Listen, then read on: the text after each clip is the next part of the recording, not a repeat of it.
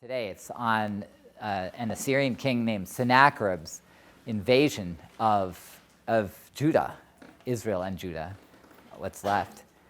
And what happens with this major confrontation between the big empire of the day, Assyria, and this local people. And the fascinating thing about this situation is that more than any other aspect of what you might call biblical history, or the history of Israel and Judah as represented in the Bible, this one episode has an extended report, both in the Bible and outside the Bible. So you actually get to hear both sides. Like you could say, oh, if only we could get something from Egypt that would tell us whether there were ever Israelites there, or what's the story here, or maybe that's too much to expect. But you could wish for stories that would say something to you about David's fights with the Philistines, or something else that would give you kind of an independent view of stuff that the Bible tells about, even to know whether it exists in any form. Well, in this case, there's no question that this event occurred. It's told in detail on both sides. You wouldn't have any doubt that it occurred if you only had one of the sets of sources, if it was some people you'd never heard of and the Assyrians wrote about it, or if it was in the Bible, and like so many things in the Bible, it has no confirmation outside. But in this case, it seems to have been important enough to both sides that there's a pretty lengthy report, and that's what we're going to spend a chunk of time today looking at. However, in getting us to that point, I wanted to take a little bit of time just to review a little bit of history, kind of to remind you where we are when we get to this point in the study of ancient Israel. So that said, I'm going to put my day's objective out there first, and then do a little bit of that historical review.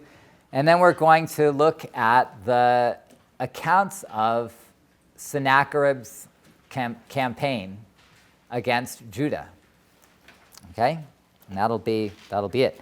Now, the goal for the day I've defined especially in terms of that primary evidence. So here you go. My goal is to build a sense of the Bible as a historical source. To build a sense of the Bible as a historical source, starting from where it is at its best.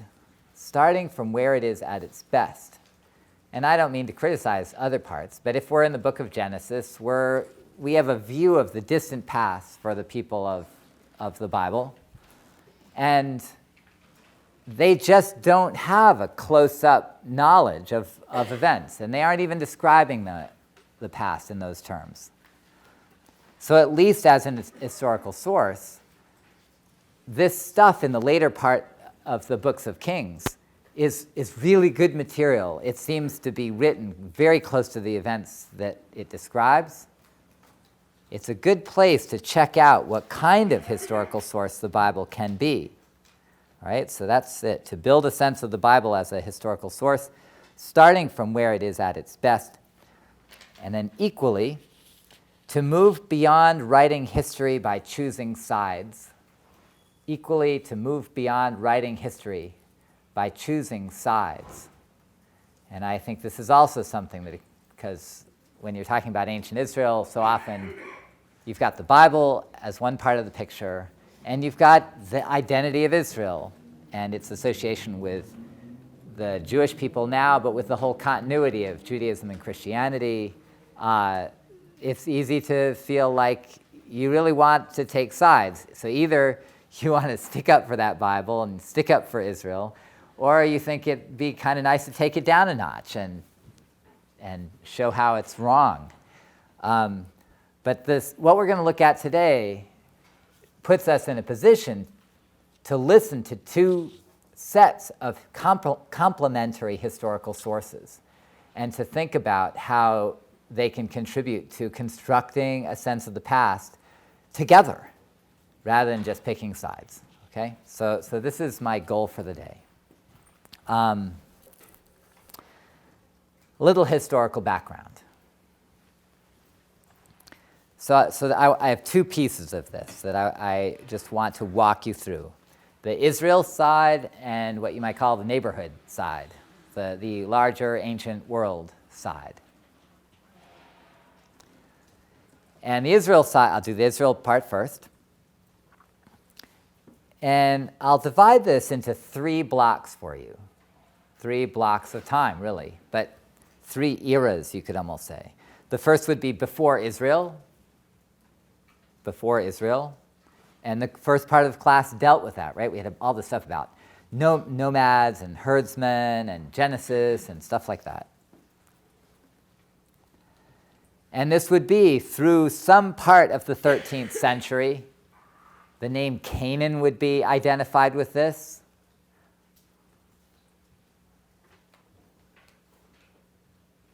Although, if you remember, I had this whole... I emphasized that earliest Israel appears to have come into existence still in the late Bronze Age. So in terms of the archaeology, we're not just talking about the Iron Age as the beginning of Israel. So in terms of absolute time, it's a little hard to know. Israel is around by the end of the 13th century and by the end of the late Bronze Age. But that's the before Israel category. Now, my second category then would be Israel without kings.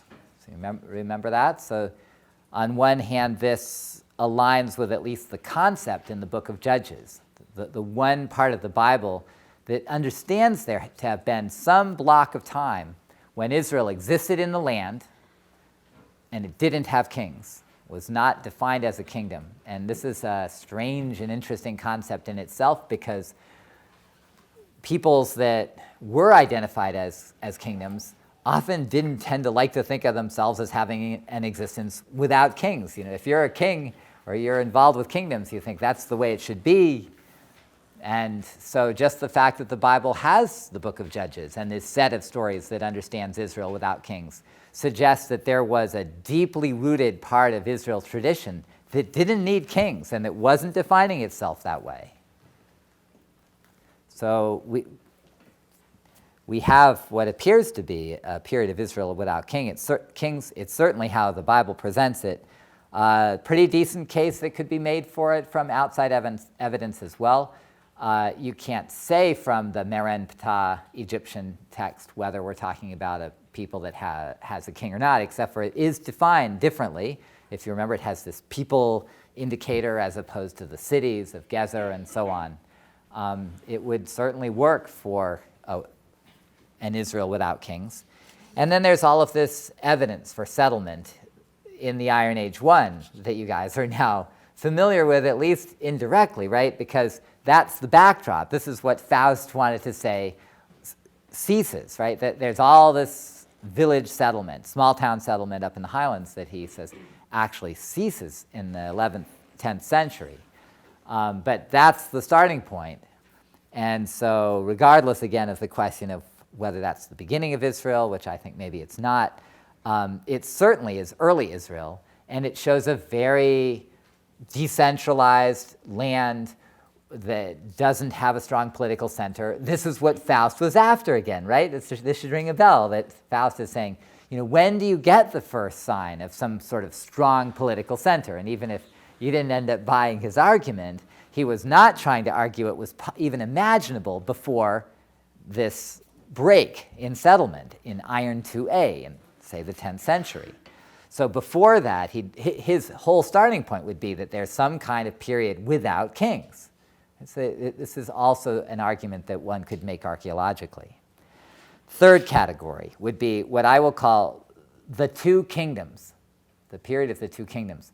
Now, you'll notice then that in choosing to call it this, I'm avoiding the categories of a united monarchy and a divided monarchy, which the book uses, right? So there's a chapter for the united monarchy and a chapter for the divided monarchy. So instead, I'm putting these together and calling it the period of the two kingdoms. And the thing to notice about that is that, in a sense, they would overlap, you know, so that there would be a period when you have both, and there'd be a period when one of them has begun and the other one doesn't exist yet.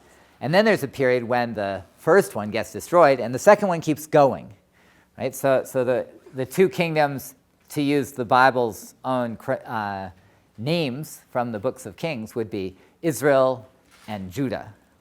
And I put it that way because if you remember from Mari, right, that it's not clear what that kingdom of Judah was originally called, but at least it comes to be called Judah.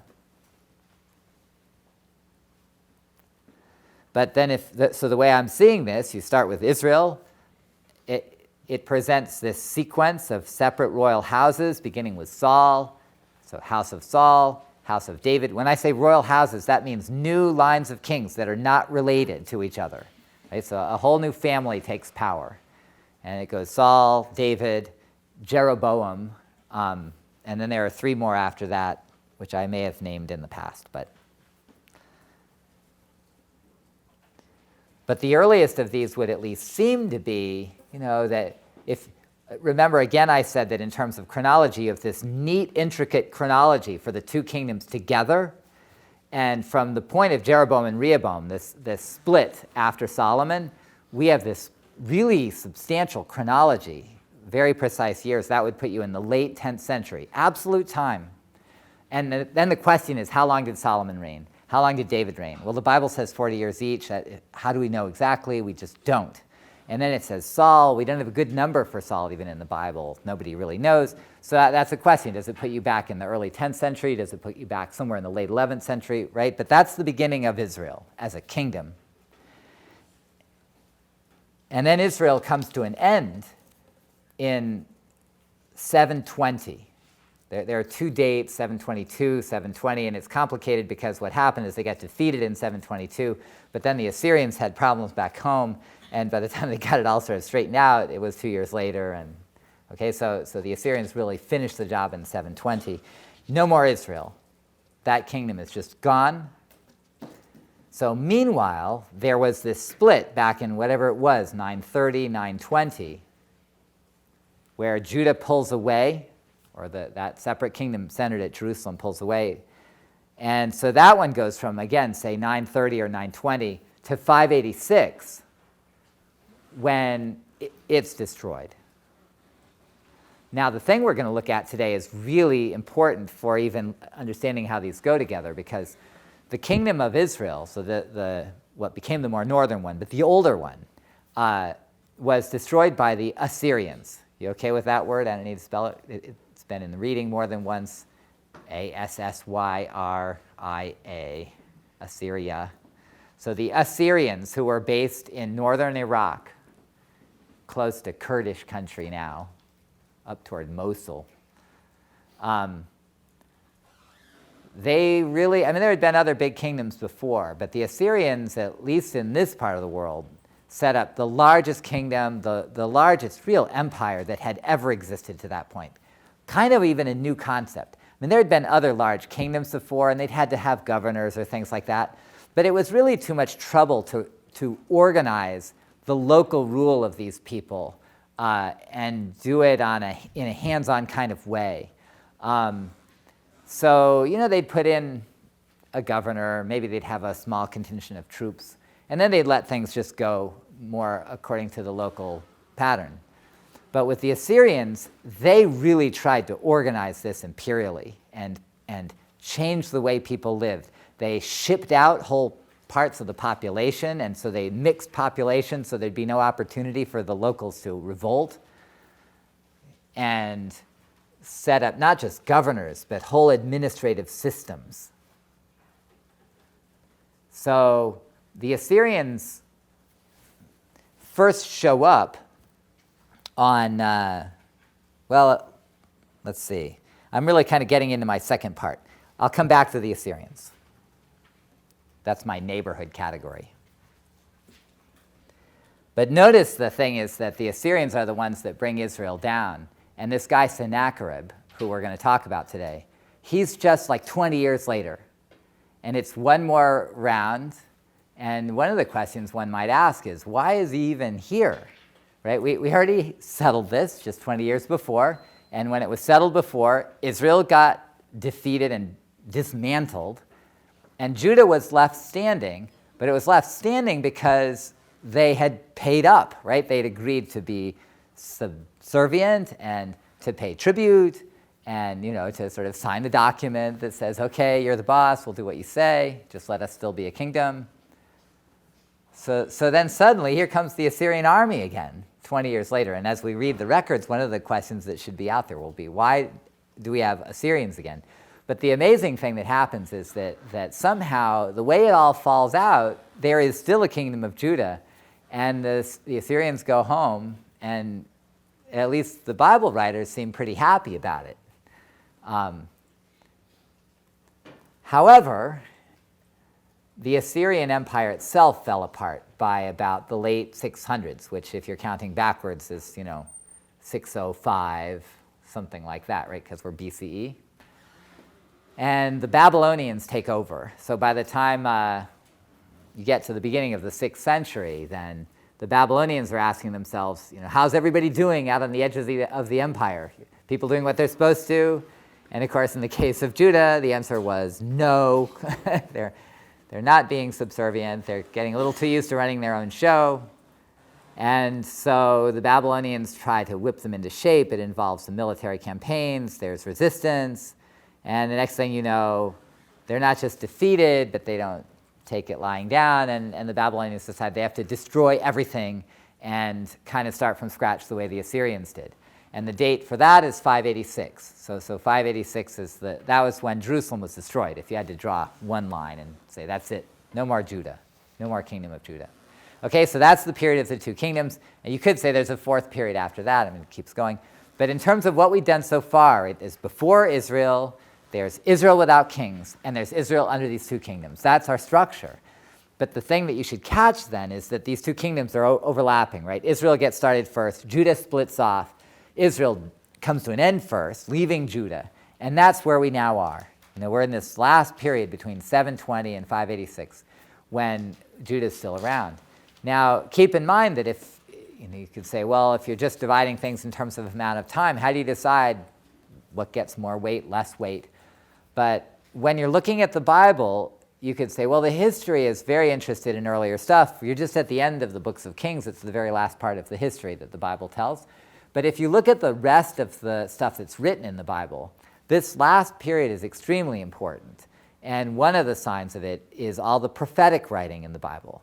So the actual books of prophecy that are gathered in the Bible, and there's a whole bunch of them, date, first of all, to the late 8th century. So right about the time, just before Israel is destroyed.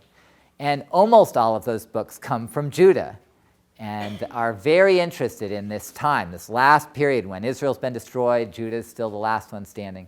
So that's just one clue that in terms of the writing of the Bible, this last period of history is really central. Okay, a little bit on the neighborhood. So again, the idea is just to give you a sense of the framework again. Some of this stuff's come up, but to hit the important points. So the first neighborhood power is Egypt. And this is not because the Bible says so. In fact, one of the weird things about the Bible story is that it's really occupied with Egypt. Israel had to escape Egypt in order to come into existence. But the Egypt they were escaping was back in Egypt. But we know from Egypt's own records, hundreds and thousands of them, that Egypt at that time had, call it an empire or kingdom, that included what became Israel. They controlled that land.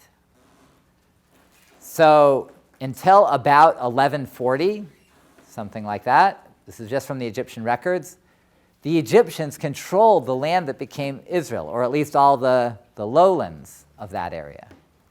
So the first Israel gets started, according to Mer and Ptah, at least again, in a domain that Egypt controlled still.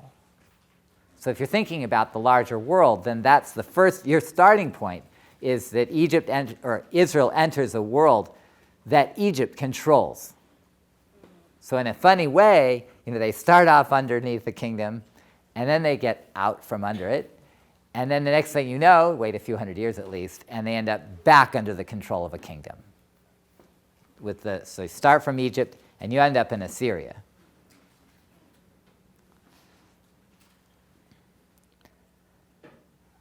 So then there are between those two, there are at least two items to notice. The first would be that Israel shares its position as a new group under Egypt with the Philistines. And if you remember Larry Stager's chapter, I think it was chapter 3 in the history book, he has this whole long section about the Philistines at the end, and you think, what are they doing in there?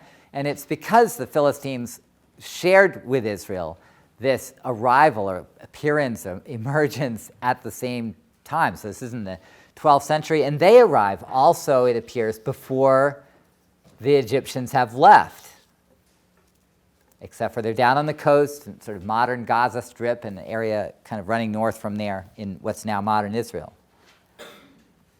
So in this early period, like right after, so 12th century, 11th century, you have Israel getting started without kings, but meanwhile you have the Philistines getting started in a really serious way. And in some ways it appears that the Philistines are more successful than the Israelites. They're richer, more powerful. And so at a certain point, Israel starts having, at least according to the Bible, starts having problems with the Philistines. And even archaeologically, you can get a sense of this kind of tension between the Philistine people and the people inland. Now, kind of in a next phase, there's one more factor, sort of big picture factor.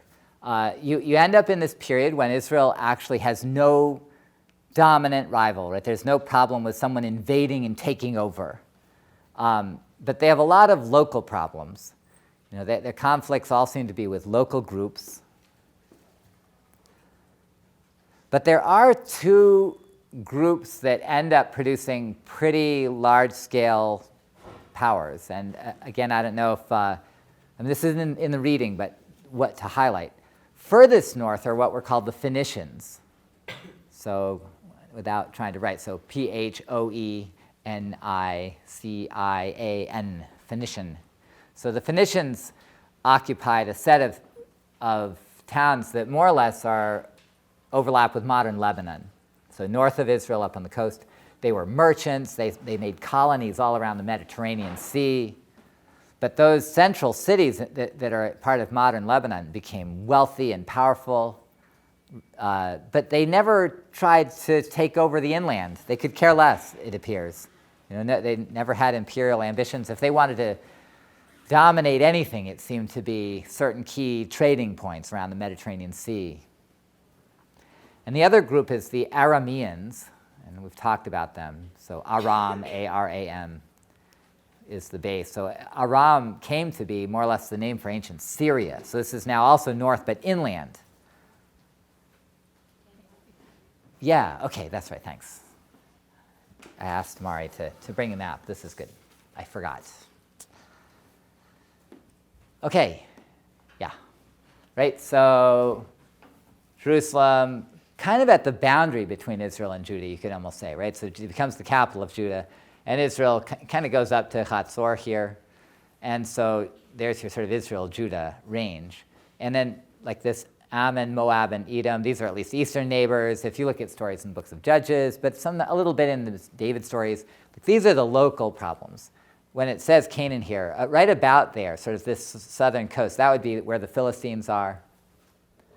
But then these cities, Biblah, Sidon, Tyre, those are, especially Sidon and Tyre became the major Phoenician cities. So that's that. And then it even has Aram on here. So now, Mari, other than sitting there, and somewhere out here, I don't know if Mari's here, there's a Mari in the class, is much older, right? But this place, like Hamath, that would be from the time of Israel. Haran is around already, still in the time of Israel. Damascus is through the whole time of Israel. And so these are Aramean centers, and so they're more inland. And especially Damascus becomes a pretty significant local power, at least as strong as Israel, and sometimes a problem for Israel. And then you can see over here, right? So this is where the name Assyria comes, is Ashur, and then Nineveh, which becomes the capital by the time they take over Israel, is a little further north. But the power of Assyria reached somewhat into Iran, north quite a bit up into sort of Turkey and sort of Armenia and up to the north, but then they ended up controlling at their peak. They even controlled Egypt. They defeated the more northern centers of Egypt. So then the Babylonians, you can see on there, take over from them, right? So there's your geography. So in the big picture again, so you start with Egypt that actually controls the land. Then you enter a period where Israel is relatively free. It doesn't mean they're free of problems, but nobody is about to control their land.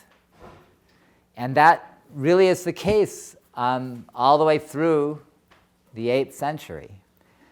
And then the Assyrians get going, right? So the last big phase to notice is the arrival of the Assyrians.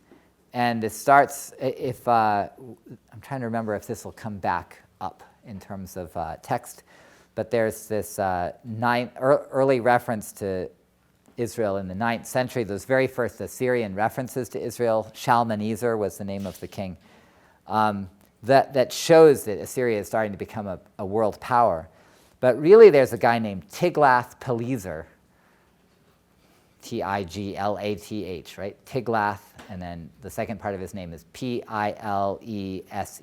Tiglath-Pileser III. They like the name a lot. They like Shalmaneser too, actually. There are several of those. And this guy was really the one who made Assyria an empire. He's the one that first conquered the region of Israel, although he forced it to make a kind of an arrangement for subordination, and then when they didn't cooperate, then it was one of his successors who had to come back and dismantle the kingdom. But the foundation for our story, what we're going to do the rest of the time today, is the arrival of the Assyrians. And what I want you to see is that when you're reading the Bible and it goes along in the books of Kings or something and it says, well, King so-and-so worshiped the wrong gods, or he worshiped God but in the wrong way, and God got mad, and so he delivered the people into the hands of X. And you think, oh, okay, so the real explanation for why this happened was the behavior of the people, or at least that's how they understood it. It was their religious life. And aside from what the Bible says about that, the thing to keep in mind is that there are certain global historical changes that are taking place, so that no matter what Israel and Judah did religiously, no matter how skilled they were politically, how savvy, how clever in their negotiations with these outside powers, once the kingdom of Assyria made certain choices to support its economy by trying to control trade routes that went through the entire Near East, and decided to control those trade routes most effectively by actually defeating instead of just trying to strong-arm them, they would just defeat the various countries, peoples that are all surrounding them, and that they would create this large-scale empire. Then Israel and Judah were simply victims of that global development. And whatever they did, it was going to have to involve negotiating their survival in a completely changed environment. So there's your base picture. Anything you want me to repeat? Any question about it? Does this make sense in terms of what we've done already? You all right with this? Yeah? Okay. So, Sennacherib.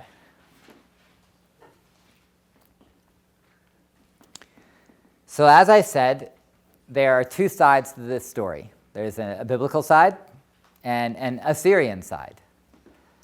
Interestingly, and I've had this as a paper topic, we're not doing it this year, there are multiple versions of the stories on both sides. So in the Bible, so I wanted to start with the Bible one. Thanks. And yeah, I'm going with the book of Kings. So this is the second book of Kings, 2 Kings chapter 18. But another version of this appears in the book of the prophet Isaiah. So Isaiah chapter 36, just so you know. there's some kind of copying relationship between these two texts. Word for word, they're the same through much of them, little with some variations. There are some details that are in the King's version that are left out of Isaiah for who knows what reason. And that's why I'm going to work with the King's version, because some of the most interesting details are here only. The other thing to notice is that there is a separate parallel history of the kings of Israel, but understood through Judah, called the books of Chronicles. And there's a version there. And it's in Second Book of Chronicles, 2 Chronicles chapter 32. So just to add to your list, right? So there are 3 versions of this crisis in the Bible, each in a separate book. So let's take a look. I want to walk us through the story. And again, I'm not assuming you've had a chance to read this, given that the paper was due, but I have some questions for you, so be ready to think on your feet again. So the beginning of the chapter is just introducing kind of starting point, and it says, Hezekiah, son of King Ahaz of Judah, began to reign. He's 25 years old. He reigned 29 years, right? This is this chronology I told you about, so precise it wants to connect all of this. It talks about his religious attitudes, not really the issue yet. But when you get down to verse 13, this is where it begins to matter. So in the 14th year of King Hezekiah, right in the middle of his reign, he's been around for a while, King Sennacherib, so there's the name spelled out, of Assyria came up against all the fortified cities of Judah and captured them. King Hezekiah of Judah sent to the king of Assyria at Lachish, sort of second largest city in Judah, saying, I have done wrong, withdraw from me. Whatever you impose on me, I will bear. The king of Assyria demanded of King Hezekiah of Judah 300 talents of silver and 30 talents of gold. A talent weighs, and there are different kind of talent standards, but you should imagine that a talent is about 60 pounds. So do the math, right? I mean, if you could put your hands on that much silver, you'd be doing pretty well. I mean, what's the current price of silver per ounce? Right? So imagine the sheer amount of gold and silver that is supposed to change hand. It sounds like a fantasy, doesn't it? Right? I mean, just think, like, would Israel and Judah have had this access to this much money? So Hezekiah gave him all the silver that was found in the house of the Lord and in the treasuries of the king's house. At that time, Hezekiah stripped the gold from the doors of the temple of the Lord and from the doorposts that King Hezekiah of Judah had overlaid and gave it to the king of Assyria. So then the king of Assyria sent this Tartan, the Rabsaris, the Rabshakeh, with a great army from Lachish, which is nearby, right? So at this point, well, at least notice they're local. It's not from Assyria. To King Hezekiah at Jerusalem. They went up and came to Jerusalem. When they arrived, they came and stood by the conduit of the upper pool, which is on the highway to the fuller's field. And when they called for the king, so yeah, go ahead and bump it up. So, okay. When they called for the king, this guy comes out, right? So these high officials, right? Somebody in charge of the palace, a secretary, and then this guy, the Rabshakeh. So he's an Assyrian general, or like very, very high-ranking person. And he says, say to Hezekiah, on what do you base this confidence of yours? What do you think he's confident about, by the way? Well, like, why is he saying this? On what do you base this confidence of yours? Uh-oh, you've got to answer. What is, you follow it so far? You want me to, like, go ahead. His right or his ability to come in and demand someone, like, take over. Okay, so I mean, and the one, right, so it's the Assyrian guy telling the people of Judah, how can you be so confident, right? So it's the people of Judah who are confident. Just to make, I wasn't sure if that was, you got it? Okay, so yeah, I think you might have had it backwards. And go ahead. Well, perhaps it's that the king of Assyria, giving all this gold and silver is sufficient. Okay, that's an interesting line, that they've paid up and everything should be fine. Like, what does the Assyrian army want now? You could say, good question. Well, let's read a little more. Like, this just to make sure you don't take for granted what's going on, right? So he's saying, why are you being confident? So stop and think, what's the issue here? But he says, do you think that mere words are strategy and power for war? On whom do you now rely, that you have rebelled against me? So there's some kind of problem, right? You think, wait a minute, he just paid him. Why is this a rebellion? See, you are now relying on Egypt, that broken reed of a staff, which will pierce the hand of anyone who leans on it, such as Pharaoh, king of Egypt, to all who rely on him. But if you say to me, we rely on the Lord our God, and he says, well, where are we?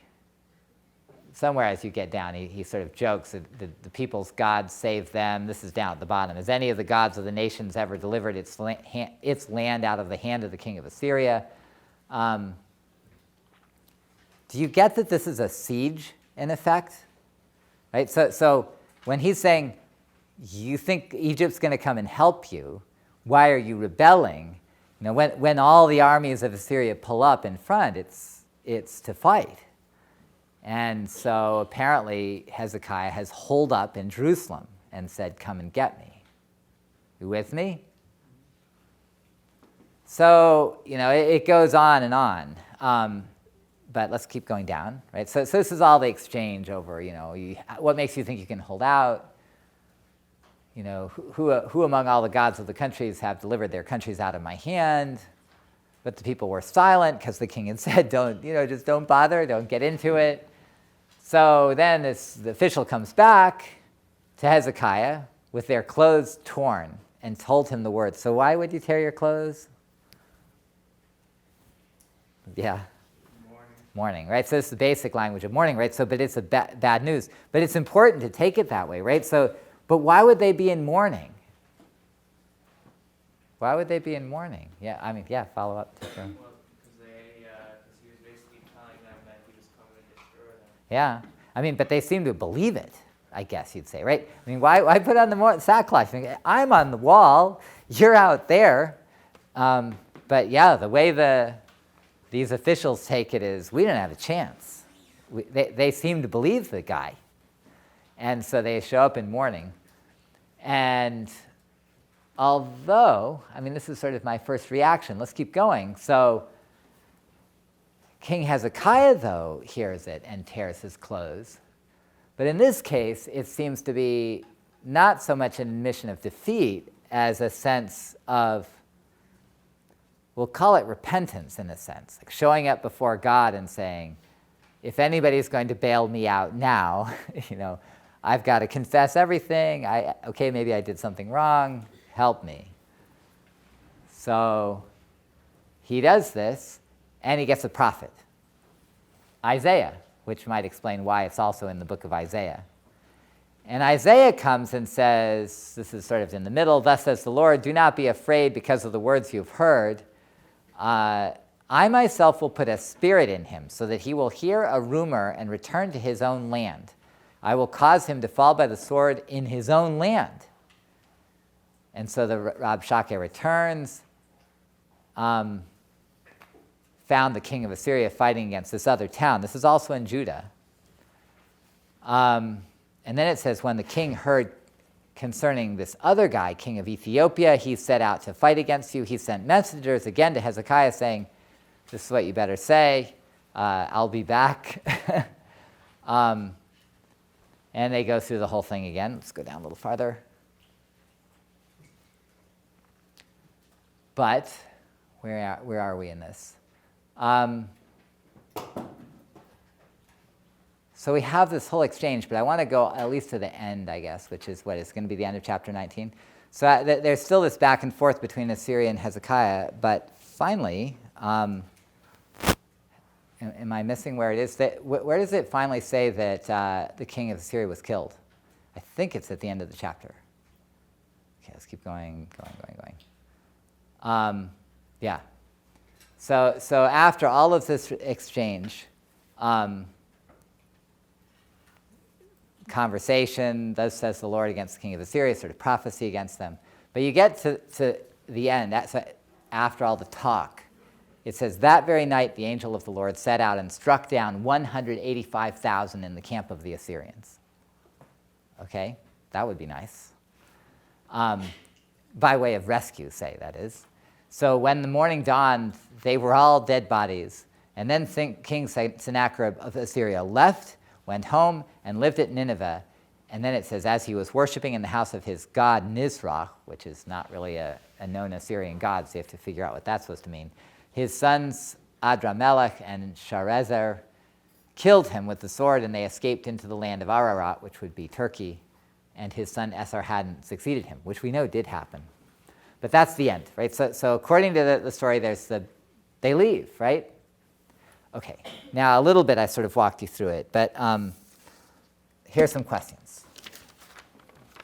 First, what is Judah's relationship to Assyria before Sennacherib's attack? Right, so let's go back up to the top. So the beginning of chapter, so have to start like verse 13. That's the beginning. All right. So what is a little bit of this is review, this one, but what is the relationship of Judah to Assyria? Is there some history here, like meaning in the modern sense, right? Some backstory?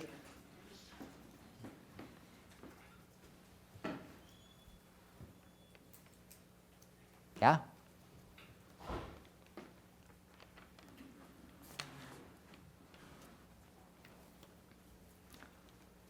Yeah, so if you're just reading for yourself,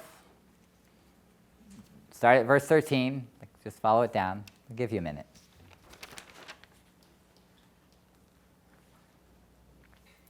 In fact, here, this is a little free form because I'm sort of looking at you all thinking and nobody ready to talk. This is what I'm going to do. I have about 4 or 5 questions, and I'm going to give them to you. Of course, there's the section at the end, so just remember that. When it comes to the end, that there's the thing about the angel of the Lord coming that night and the 185,000 that die, and then the king of Assyria goes back to Assyria. He lives there, it says, and then he's killed by his sons, right? So just remember that. So here are my questions, and I'm going to give you just a couple minutes, actually, to just read it and think about it, and then I'll ask you questions. I think maybe I'll have better luck if I wait. All right, so the first question is, what is Judah's relationship to Assyria before Sennacherib attacks? All right, so what's the baseline? Second question, what else can you tell about Judah's place in the wider world besides Assyria? What else can you tell about Judah's place in the wider world? Right, Assyria aside. So is anybody else mentioned? What do you know? What can you know? All right. Number 3, what is the specific sequence of events between the army's arrival and its departure? Do you get what the Bible says happened? You follow, right? So the Assyrian army arrives, and in the end of the story, the part that I don't have here, it leaves. So what's the sequence of events? Here's the next question.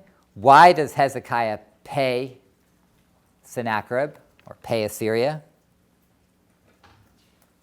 Right, so why does Judah pay Assyria that enormous amount?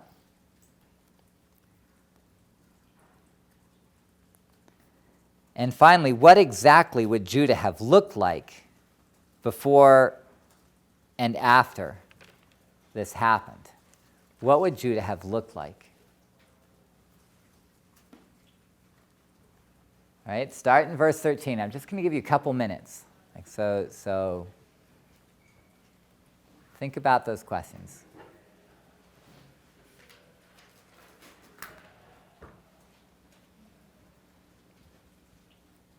Yeah. What was the second question? So the second question is, what else can you tell about Judah's place in the wider world? Right, so is there any reference to somebody besides Assyria and Judah? Got it? Yeah. All right, yeah, everybody.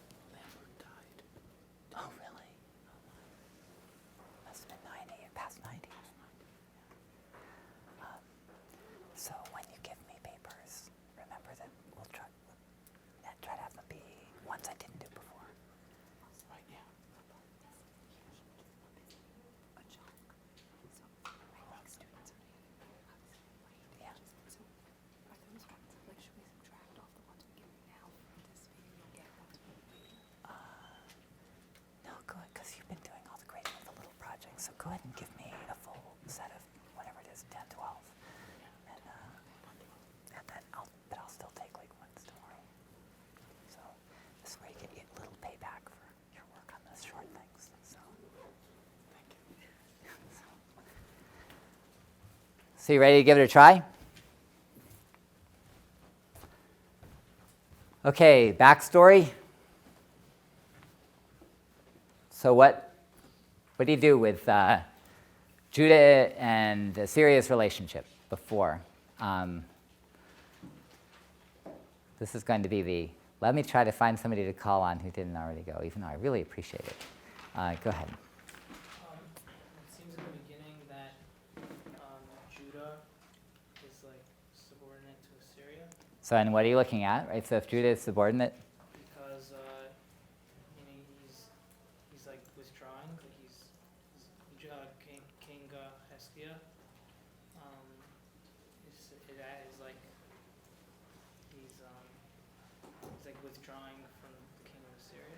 okay, so if you say that Hezekiah is withdrawing, and I said, well, how exactly do you know that? At least one part would be the rebelling line, right? So what are you doing rebelling? Where was that, right? This is at the beginning. Is it still here? Yeah, it's still here. Thanks, verse 20. You got it. On whom do you now rely now that you've rebelled? Thanks. Okay, so, all right, so there's some kind of previous relationship. Do you think that previous relationship started when he paid the huge pile of money? Or do you think it goes back before that? Can you tell? Yeah. It says in the 14th year that Assyria captured the cities of Judah. So Yeah. captured before he paid them. So this is an interesting question. I mean, he comes through and it says he captured all of the cities of Judah.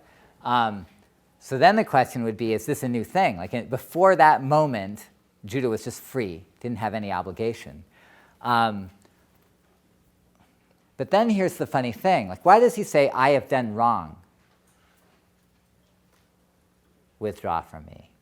So it implies some kind of offense against the king of Assyria.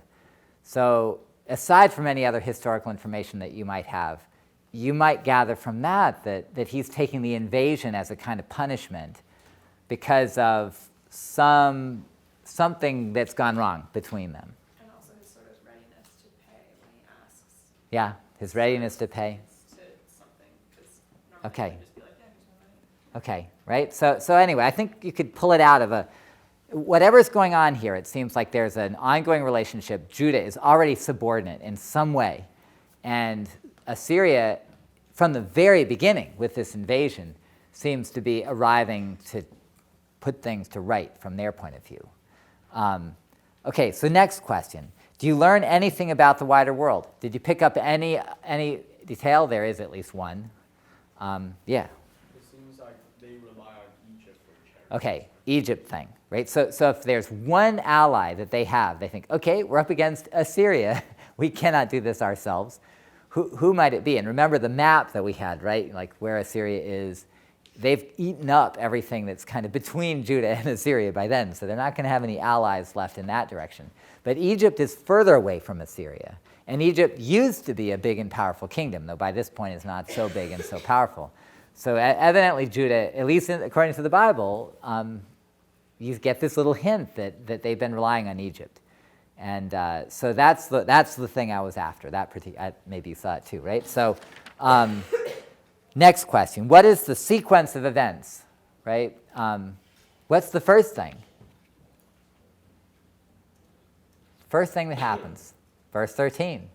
Like, the capture of these cities, right? So you could just blow by that. But you think, if everything else that you understand about this story, you could say that, he comes up against, and how are they described? All the fortified cities of Jerusalem. So not all the villages. Think Faust again, right? Right. So forget the villages and little unfortified towns and things like that. We're talking about fortified centers. The Bible itself says they were all taken. Later on, they mention Lachish, which is a big city, but it seems like he's already captured it. What happens next? Yeah, go ahead. In verse 17, they approached Jerusalem. Yeah, see, because that's very important. They approach Jerusalem. Do you want to stick something in between those two? Yeah, with Hezekiah gives king of Syria the So there's payment. So what's the payment for? Right. So if we have a sequence of events, they bring their army in and capture everything, at least except for Jerusalem. Then there's this huge payment, and then you think, wait a minute, now they'll leave, right? But according to the story, it's at that point that they roll up to Jerusalem and say, okay, don't think you can get away with this. Why do they pay? Anybody have an idea? Yeah. So they don't touch Jerusalem? Okay, I mean, that's an interesting idea. So they don't touch Jerusalem. I mean, in this case, this is not a sort of Professor Trapp student class, sort of question. I don't really have an answer for this myself. It's one of the most interesting parts, yeah. Maybe it's because, Israel or Judah was sort of like a satellite. Yeah. And so they were supposed to pay tribute to Assyria, because they owed them this tribute, and they hadn't paid it, and they rebelled. So this is a good idea. I really like that line of thought, actually, right? That maybe it's money that they were supposed to pay because of the relationship they already had, but they hadn't paid up. And that the thing I like about your idea is especially the way you tie it to the notion of rebelling. So because when it says, on whom do you rely that you have rebelled against me, and you go back to the top where there's this sense of some kind of offense when he says, I have done wrong, withdraw from me, whatever you impose, I'll pay. So, I mean, the way they tell the story, it makes it sound like, oh, the guy thinks, oh, here's a number, do this. But I think it's a really good line of thought to wonder if it's connected. So from there, my next question was, well, okay, that was already the why does Hezekiah pay? I forgot about that. The last one then would be, what exactly would Judah have looked like before and after? All right, so can you tell me, right? You've got these basic details. What would Judah look like before and after? Do you know what I mean by that? I don't mean cute or really bad. Yeah. Before they probably had some kind of more freedom, less rule, because the Assyrians weren't there yet, and then afterwards So this is an interesting line to think about it more politically. They might have had more freedom and then less freedom. Although what happens at the end of the story? I didn't force you to finish the sequence, right? It says the Assyrian army withdrew, and he goes back to Assyria. So in a way, from the point of view of the story, they might still have had the freedom. But your idea isn't crazy, because after all, they just paid this huge amount of money. And so that is a good question, whether you would imagine that they have more or less freedom. But the Bible, at the end, puts a pretty positive spin on it, right? That they did at least leave. What if you think about the question in a different way? So what would Judah have looked like physically? Yeah. I mean, it sounds like the temple would have been laden in gold and silver and everything. And Okay. They took all that, so from All right. being very ornate to, I guess, very simple. Okay, I hadn't even thought of that as a potential answer. I like that observation. Well, that in fact with it, but think of where you are. So when he said, well, that the temple would have been stripped, and the fancy ornate doorposts and everything, all these things that would have been overlaid with gold, the things that had the most gold, that would have been the fanciest sort of eye-catching bits that boasted of Judah's success, would have been gone. So remember, that's the wealth of Jerusalem. What about Jerusalem? What happened to Jerusalem? Was it destroyed? Was the temple destroyed?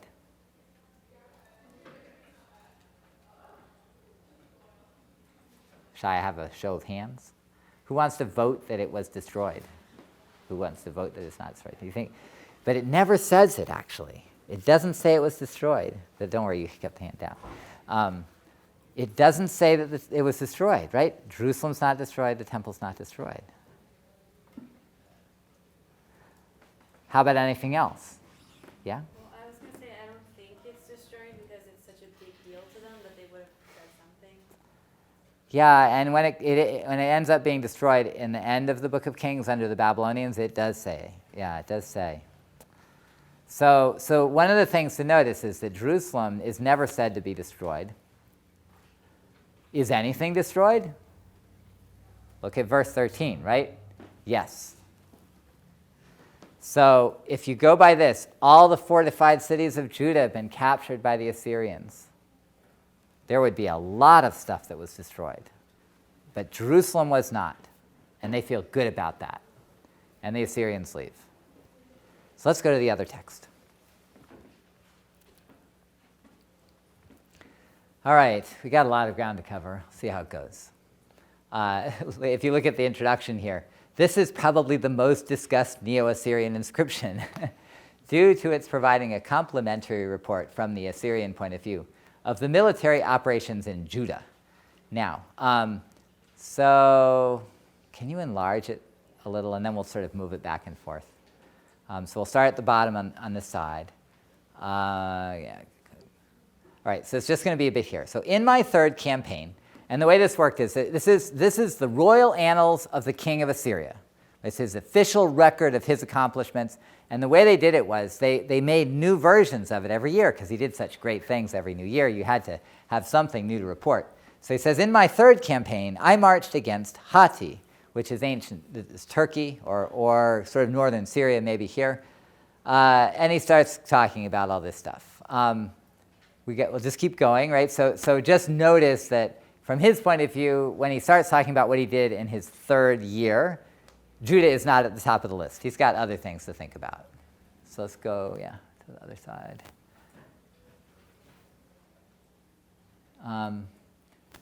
So then there's all these kings that it says brought me sumptuous presents of their abundant audience gift fourfold and kissed my feet. So what do you think kissing feet implies? You don't even have to answer, but surely submission, right? So they submit. And then it says, as for this guy, Tzidkah, king of Ashkelon, who had not submitted, his family gods, he himself, his wife, and all that, I deported and brought him to Assyria, and he sets up a different king. And then it says, in the course of my campaign, this is now down here, I surrounded and conquered Beit Dagon, Joppa, all these. These are now, these are Philistines. So if you think again of that map. So now the Assyrians they're between Judah and the sea, right? They are right there, but along the Mediterranean coast. They just haven't gone up into the hills yet. So then it gets to here. The officials, the nobles, and the people of Ekron, which is another one of the Philistine cities, who had thrown Padi their king, who was under oath and obligation to Assyria. Get that? Right? This is what Assyria cares about. Under oath and obligation to Assyria. The people put him in iron fetters and handed him over in a hostile manner to Hezekiah, the Judean, Judahite. Took fright because of the offense they had committed. And the kings of Egypt, the bowmen, chariot corps, and cavalry of the kings of Ethiopia assembled a countless force and came to their aid. That's the city of Ekron. And then there's this big battle. Trusting in the god Ashur, my lord, I fought with them and inflicted a defeat upon them. The Egyptian charioteers and princes and so on. He took alive, right? So he defeats them. Don't even go down, right? So what'll happen is it ends up there, right? I freed Padi, their king, from Jerusalem and set him on the throne as king over them and imposed tribute for my lordship over him. Now what would he have? Did you catch this, right? So Padi is the king of one of the Philistine cities. His own people have handed him over to Judah and Hezekiah. So the Assyrians have this big battle in order to sort of subdue everybody and kind of get things in order. And in the end it says they freed Padi. Like, how do you do that? Where is Padi? He's with Judah. So how do you do that? How do you free Padi? Well, it's a good question. You either invade or you strong-arm them or something, right? So pressure is put on Judah. And the thing just to notice is that when it says they freed Padi, the question is how and why, given that they haven't fought Judah yet at all. Right? There's nothing between them and Judah. But this implies something's going on. And then it says, as for Hezekiah the Judean, I besieged 46 of his fortified walled cities and surrounding smaller towns, which were without number, using packed-down ramps and applying battering rams, infantry attacks by mines, breaches, and siege machines. I conquered them. I took out hundreds of thousands of people and mules and donkeys and cattle and camels and cattle and sheep, counted them as spoil. He himself I locked up within Jerusalem, his royal city, like a bird in a cage. I surrounded him with earthworks and made it unthinkable for him to exit by the city gate. His cities, which I had despoiled, I cut off from his land and gave them to Mitinti, king of Ashdod, Padi, king of Ekron. Right? This is he gives them to the Philistines. And then he, Hezekiah, was overwhelmed by the awesome splendor of my lordship, and he sent me, after my departure to Nineveh, my royal city, his elite troops and his best soldiers, with 30 talents of gold, 800 talents of silver, and then all this other stuff, right? Precious stones and ivory and elephant hides, right? And linen and wool and fancy dyed fabric and chariots, and on it goes. And that's kind of the end of the story. All right, so the rest of the story is more or less a list of tribute. So with the few minutes we've got left, then my question is, what do you do when you see this story? Now, first of all, like if you read this Assyrian version, who won? The Assyrians, right?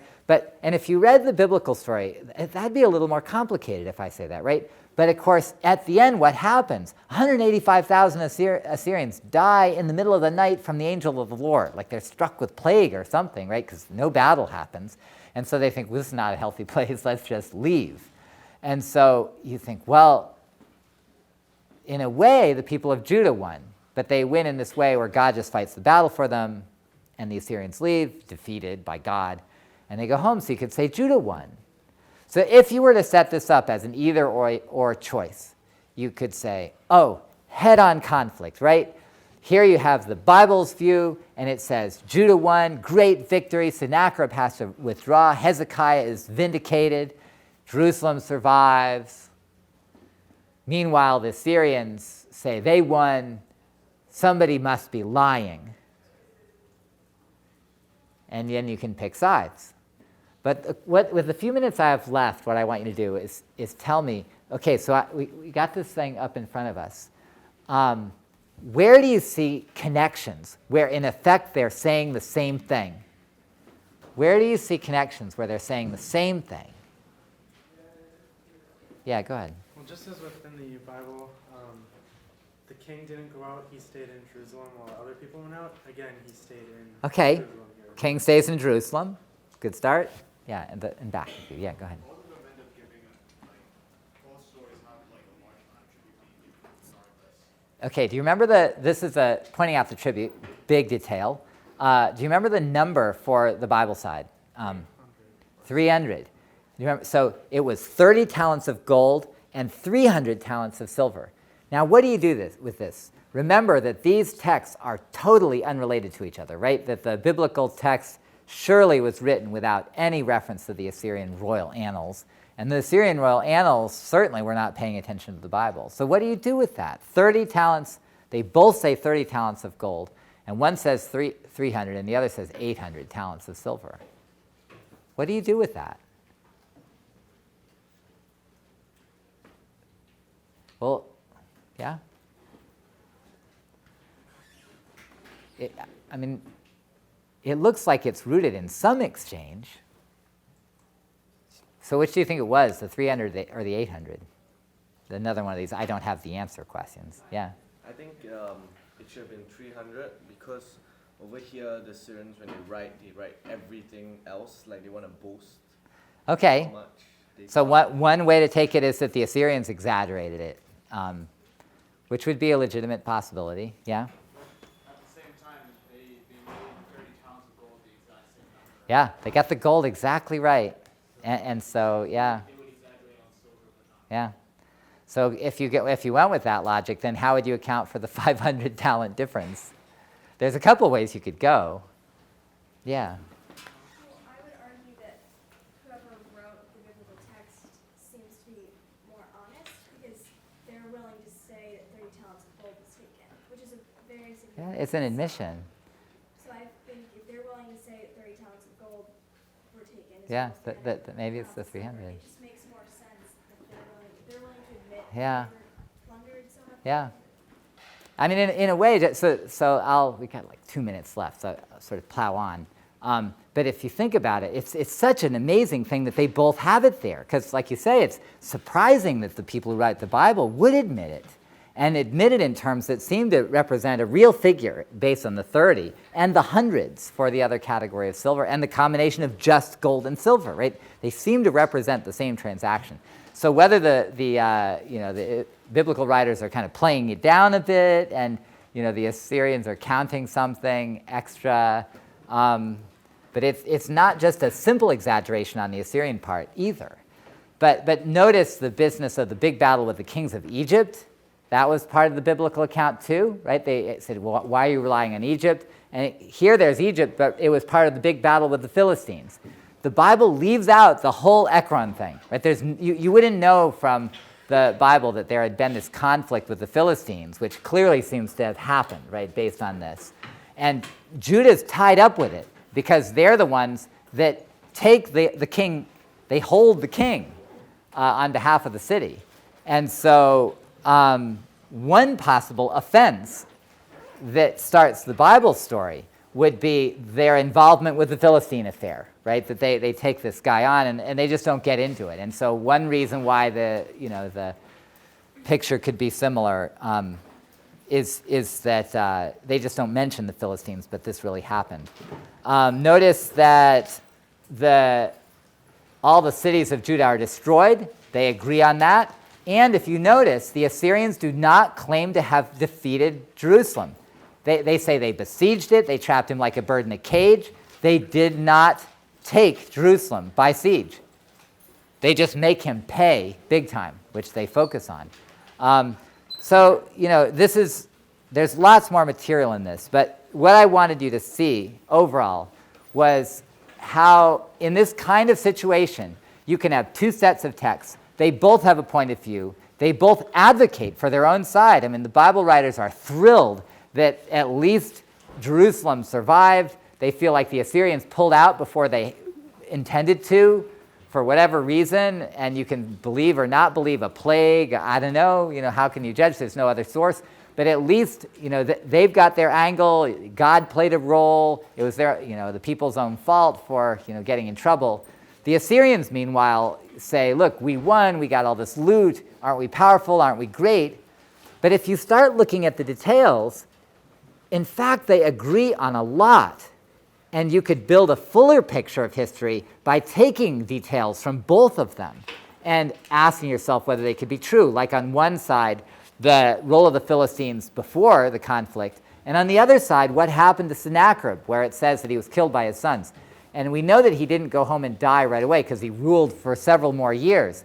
But we do know that he died unexpectedly. And the Bible says that he was assassinated. And a lot of historians buy that it's possible.